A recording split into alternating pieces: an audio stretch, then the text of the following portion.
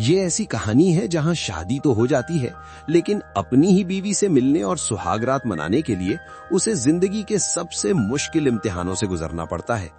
ये कहानी हमें जितना हंसाती है उतना ही सोचने पर मजबूर भी करती है। तो चले बगैर किसी देर के कहानी शुरू करते हैं। कहानी की शुरुआत होती है शुक्ला नाम की एक ऑटो ड्राइवर से। शुक्ला अपने ऑटो में बैठा हुआ है। ऑटो के चारों तरफ सोनाक्षी सिन्हा के पोस्टर लगे हुए हैं। ऐसा लगता है मानो सोनाक्षी ही उसकी पूरी दुनिया हो।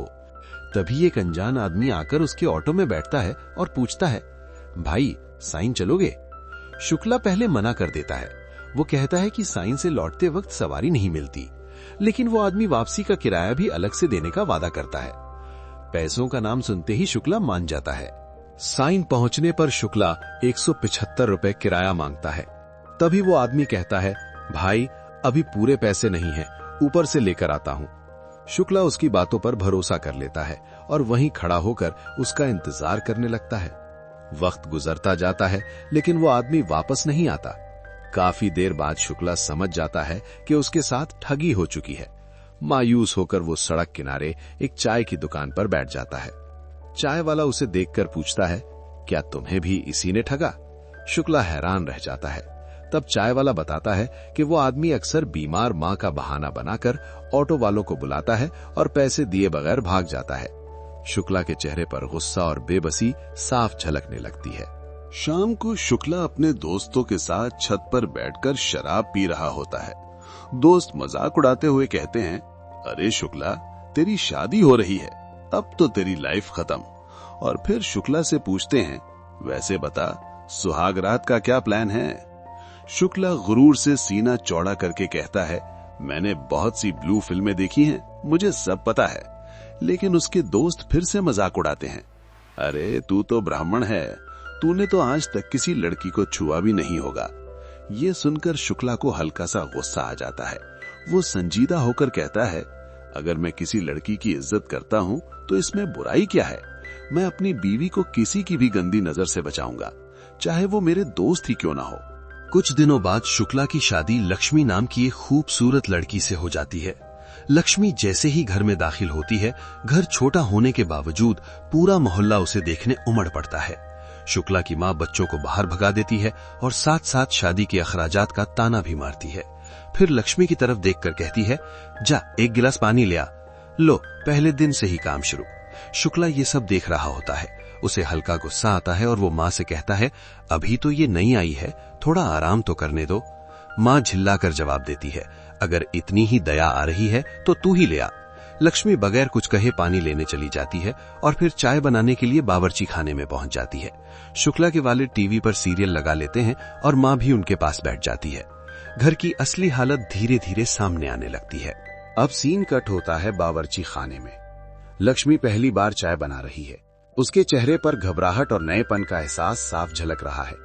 दूर से शुक्ला उसे देख रहा है। उसके मन में चलता है, लक्ष्मी अभी नई दुल्हन है और मेरी मां उसकी मदद करने के बजाय टीवी के सामने बैठी है। रात हो जाती है। शुक्ला आईने के सामने खड़ा है। वो खुद को नई जिंदगी शुरू करने के लिए तैयार कर रहा है। उसके चेहरे पर अलग ही जोश है, बिल्कुल उस बच्चे जैसा जो पहली बार रोलर कोस्टर पर बैठने जा रहा हो। लेकिन घर में पहुंचते ही वही पुरानी कहानी शुरू हो जाती है। उसके माँ बाप टीवी से ऐसे चिपके हुए हैं जैसे दुनिया का सारा सच उसी स्क्रीन के अंदर बंद हो। शुक्ला इधर उधर घूमता है, कोई उस पर ध्यान ही नहीं देता। बहाना बनाकर वो टीवी के पास जाता है। माँ झुंझलाकर पूछती है, क्या है, चैनल बदलना है क्या? शुक्ला हिम्मत करके बोलता है, अरे कोई सोएगा भी कि नहीं? माँ गुस्से में जवाब देती है, नींद आ रही है तो जाकर सो जा, यहाँ मुंह बनाकर क्यों खड़ा है? मायूस होकर शुक्ला बड़बड़ाता है, तो शादी क्यों करवाई मेरी? माँ बगैर पलक झपकाए कहती है, पंडित जी ने कहा है अभी सुहागरात का मुहूर्त नहीं है। गुस्से में शुक्ला दांत पीसकर बड़बड़ाता है, किसी दिन ये टीवी तोड़ दूंगा। कुछ दिनों बाद आखिरकार उन्हें तन्हाई में थोड़ा सा वक्त मिल ही जाता है। दोनों एक दूसरे की तरफ देखते हैं। कमरे में खामोशी है। शुक्ला प्यार से लक्ष्मी को देखता है और धीरे से उसका हाथ पकड़ लेता है। उसके चेहरे पर प्यार है, हक है और थोड़ी सी झिझक भी। लक्ष्मी भी उसे देख रही है। वो डर से कांप रही है, लेकिन उसकी आंखें हां कह रही हैं। शुक्ला इशारों में धीरे धीरे हाथ आगे बढ़ाता है, पास आता है और तभी अचानक लक्ष्मी डर के मारे चीख पड़ती है। उसकी चीख से पूरा घर जाग जाता है। मां भागती हुई बाहर आती है, क्या हुआ? लक्ष्मी घबराकर बस इतना कहती है कि कुछ नहीं, लेकिन शुक्ला की मां को शक हो जाता है। वो शुक्ला की तरफ घूर कर देखती है। तूने क्या किया रे? फिर बगैर कुछ सुने फैसला सुना देती है, आज से लक्ष्मी मेरे साथ सोएगी और तू अपने वालिद साहब के साथ। शुक्ला चुपचाप खड़ा सब देखता रहता है, जैसे इस घर में उसकी कोई गिनती ही ना हो। अगली सुबह वही रूटीन दोहराया जाता है। माँ बाप फिर से टीवी के सामने जमे हुए हैं और शुक्ला दूर से लक्ष्मी को देख रहा है। शुक्ला लक्ष्मी को दूर से देखते हुए चाय पी रहा होता है। लक्ष्मी अब भी थोड़ी अजीब और बेआराम सी लग रही है। तभी दरवाजे पर दस्तक होती है। एक बार फिर, दूसरी बार, फिर तीसरी बार, लेकिन माँ बाप को कुछ सुनाई नहीं देता। दोनों टीवी में ऐसे खोए हुए हैं जैसे बाहर की दुनिया का कोई वजूद ही ना हो। आखिरकार गुस्से में शुक्ला खुद उठकर दरवाजा खोलता है। सामने उसकी बहन रूपा खड़ी है, चेहरे पर गुस्सा, आंखों में आंसुओं का सैलाब। लेकिन अजीब बात यह कि एक भी आंसू बह नहीं रहा।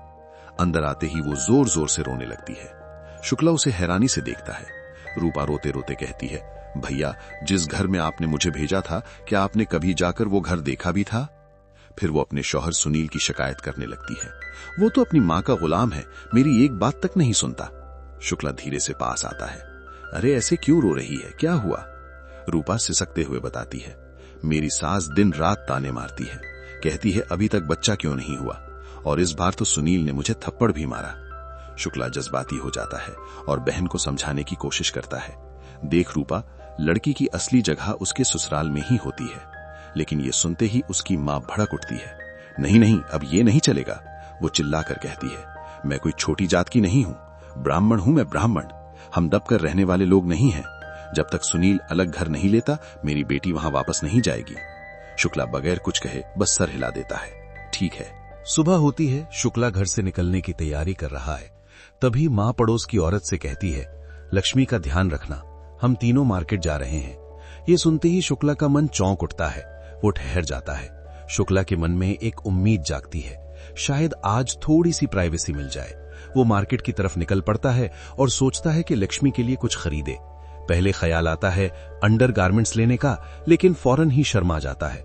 फिर वो साड़ी लेने का सोचता है, लेकिन आखिरकार एक कॉस्मेटिक की दुकान पर रुक जाता है। वहां से वो चूड़ियां, काजल और सिंगार का थोड़ा सा सामान खरीद लेता है। सारा सामान लेकर शुक्ला उम्मीद भरे दिल के साथ घर लौटता है, लेकिन घर में घुसते ही उसका सपना टूट जाता है। लक्ष्मी अकेली नहीं है, उसके साथ पड़ोस की एक औरत बैठी हुई है। वो औरत बोलती है, तेरी मां तो मार्केट गई है, लेकिन जाते जाते कह गई है लक्ष्मी पर से नजर मत हटाना। शुक्ला झिंझलाकर कहता है, मां ने ही लक्ष्मी को बाहर लाने के लिए कहा है। काफी बहस के बाद शुक्ला लक्ष्मी को अपने ऑटो में बिठाता है और सीधे एक होटल ले जाता है। होटल में वो एक कमरे के लिए पूछता है। होटल वाला बगैर पलक झपकाए कह देता है, 2 घंटे का 2000 लगेगा। बेचारे शुक्ला के पास कोई और रास्ता नहीं होता। भारी मन से वो पैसे दे देता है। कमरे में आकर जब शुक्ला लक्ष्मी के पहलू में बैठता है तो उसे अजीब सी घबराहट महसूस होती है। वो कुछ देर चुप रहता है, फिर हिम्मत जुटाकर बोलता है, मैं आपको यहां इसलिए लाया हूं ताकि खुलकर बात कर सकूं। वो थोड़ा रुकता है, फिर कहता है, मेरी बहन के साथ जो हुआ वो मैं आपके साथ कभी नहीं होने दूंगा, और मैं पूरी कोशिश करूंगा कि जल्द से जल्द अपना अलग घर ले सकूं। इतना कहकर वो लक्ष्मी को वो सारा सामान देता है जो वो उसके लिए लाया था। चूड़ियां और सिंगार का सामान देखकर लक्ष्मी के चेहरे पर पहली बार खुलकर खुशी दिखती है। कमरे का माहौल थोड़ा हल्का होता है। दोनों धीरे धीरे करीब आने ही वाले होते हैं, तभी अचानक दरवाजा खुलता है। 2 पुलिस वाले अंदर आते हैं और बगैर कुछ सुने दोनों को बाहर ले जाते हैं। एक पुलिस इंस्पेक्टर रूखे लहजे में शुक्ला से पूछता है, किसकी है ये, कहां से लाया इसे? बेचारा शुक्ला हक्का बक्का रह जाता है। शुक्ला इंस्पेक्टर को समझाने की कोशिश करता है, सर ये मेरी बीवी है, आप जैसा समझ रहे हैं वैसा कुछ भी नहीं है। लेकिन इंस्पेक्टर उसकी एक भी बात नहीं सुनता। उल्टा गुस्से में आकर शुक्ला को एक जोरदार थप्पड़ मार देता है। अब शुक्ला घबराते हुए अपनी जेब से मोबाइल निकालता है और शादी की तस्वीरें दिखाने लगता है। फोटो देखते ही दोनों पुलिस वालों के चेहरे का रंग बदल जाता है। तब इंस्पेक्टर हवलदार से झिंझलाकर कहता है, यही नमूना मिला था तुझे मेरा टाइम बर्बाद करने के लिए? बगैर किसी माफी के दोनों पुलिस वाले पलट जाते हैं। बेचारे शुक्ला और लक्ष्मी टूटे हुए दिल से घर लौट आते हैं। अगला दिन शुक्ला फिर से ऑटो चलाने निकलता है। उसके ऑटो में एक लड़की आकर बैठती है। रास्ते भर उसकी बातें सुनकर शुक्ला को पता चलता है कि उसका पहले से एक बॉयफ्रेंड है, लेकिन इसके बावजूद वो किसी और लड़के के साथ भी चक्कर चला रही है। शुक्ला उसे उसके अपार्टमेंट तक छोड़ देता है। लड़की उसे 2000 का नोट थमा देती है। शुक्ला हिचकिचाकर कहता है, मैडम मेरे पास छुट्टा नहीं है।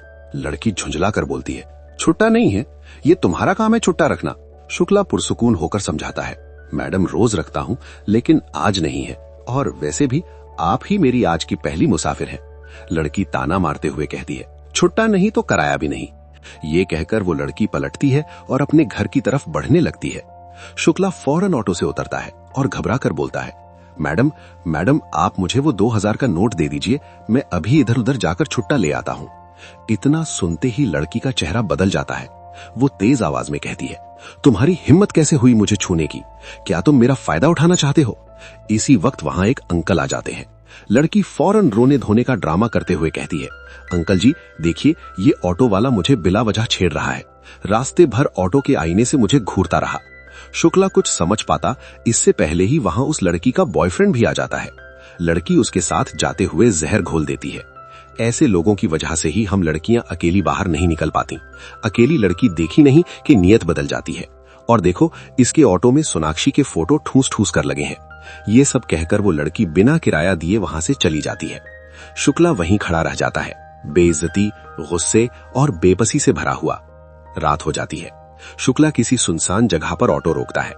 एक एक करके वो ऑटो से सोनाक्षी सिन्हा के सारे फोटो निकालता है और उन्हें फाड़कर फेंक देता है। फिर वो अपने दोस्तों के पास चला जाता है शराब पीने। नशे में डूबा हुआ वो अपनी पूरी हालत उन्हें सुनाने लगता है। अपनी शादी, घर का माहौल, बेइज्जती, बेबसी, सब कुछ। उसके दोस्त उसे घेर कर बैठे हैं। शुक्ला के दोस्त उस पर तंज करते हैं, जो भी कहो शुक्ला, लेकिन तुम में हिम्मत नहीं है। तुम अपनी माँ और बहन को उफ तक नहीं कह सकते। नया घर कहां से खरीदोगे और अपनी बीवी को खुश कैसे रखोगे? ये बातें शुक्ला के दिल में गहराई तक चुभ जाती हैं। जोश में और ज्यादा शराब पीकर वो सीधे घर पहुंचता है। घर में वही पुराना सीन चल रहा होता है। सब लोग टीवी में सीरियल देखने में डूबे होते हैं। शुक्ला बगैर कुछ कहे आगे बढ़ता है और एक झटके में टीवी बंद कर देता है। सब चौंक जाते हैं। उसे देखते ही रूपा लक्ष्मी से कहती है, लक्ष्मी जाकर इसके लिए खाना ला दे। तभी शुक्ला जोर से बोलता है, लक्ष्मी कहीं नहीं जाएगी। सब उसकी तरफ देखते हैं। वो तुम्हारी गुलाम नहीं है। अगर खाना चाहिए तो खुद जाकर बनाओ। बड़ी यहीं यहां हुक्म चलाने वाली। हुक्म चलाना है तो अपने शौहर के सामने जाकर चलाओ। वो सबको खरी खोटी सुना देता है और बगैर कुछ और बोले जाकर सो जाता है। अगली सुबह शुक्ला देखता है कि रूपा मोबाइल में रिचार्ज करवाकर कहीं जाने की तैयारी कर रही है। उसे शक होता है और वो चुपचाप अपनी बहन का पीछा करता है। रूपा एक सुनसान जगह पर रुककर अपने शौहर को फोन लगाती है। दूसरी तरफ से आवाज आती है, रूपा प्लीज मुझे माफ कर दो, मैं सब ठीक कर दूंगा। इसी वक्त शुक्ला वहां पहुंच जाता है। शुक्ला को देखते ही रूपा झट से फोन काट देती है और कल रात वाले पूरे कांड की शिकायत करने लगती है। असल में कल रात शुक्ला ने जो कुछ कहा था वही बातें रूपा के दिल में भी कहीं दबी हुई थी। रूपा की असली परेशानी कुछ और ही थी। उसका ससुराल भी शुक्ला के घर जैसा ही छोटा था। इसी घर में सास, ससुर, रूपा, उसका शौहर और देवर सब एक साथ रहते थे। घर का पूरा खर्च सिर्फ रूपा के शौहर की कमाई से चलता था। देवर कोई काम धंधा नहीं करता था, हर वक्त घर में पड़ा रहता था, बिल्कुल अपने वालिद की तरह। कुछ साल पहले रूपा के शौहर ने अपने भाई को दुकान लगवा कर दी थी, लेकिन रूपा के देवर ने वो बिजनेस भी रूपा की सास उसे हर दिन ताने मारती रहती थी। अब तक बच्चा नहीं हुआ, अब भी बांझ है। इसी बात को लेकर रूपा लगातार अपने शौहर से अलग घर लेने की जिद करती रहती थी, लेकिन उसका शौहर हर बार अपने माँ बाप की मजबूरी गिनाने लगता था। यही सब बातें धीरे धीरे झगड़े में बदल गई थीं। इसके बाद शुक्ला खुद जाकर रूपा के शौहर से बात करता है और उसे अपने घर ले आता है।